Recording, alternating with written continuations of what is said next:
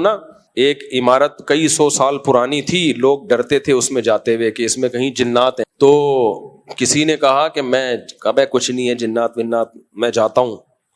گیا، دروازہ بجایا، وہ بڑا بہادر تھا، ڈرتا نہیں تھا نا.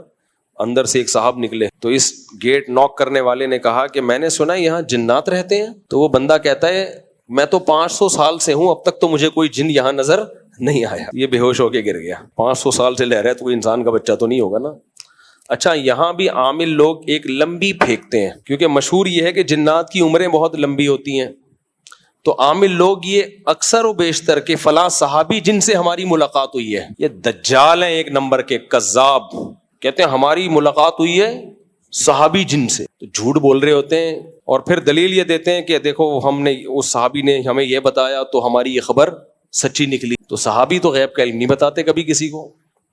تو یہ پھیکو ہوتے ہیں، بہت بڑے پھیکو ہوتے ہیں. ان سے ڈرو مت، ان کو ڈراؤ. سمجھ رہے ہو؟ ان کو ڈرایا، ان کو بولا کرو. اب کیسے ڈراؤ یہ میں مائک میں نہیں بتا سکتا. ان کو ڈرایا کرو، گالیاں دیا کرو ان کو موٹی موٹی. اس گالیوں سے یہ ہوتا ہے آپ کے دل سے ان کا تقدس نکلے گا. جب تک یہ تقدس نہیں نکلے گا نا، جن چڑیل بھوت سے تم نکلو گے نہیں. وہ بیان کے دوران وہ واقعہ تو ادھورا ہی رہ گیا تھا نا.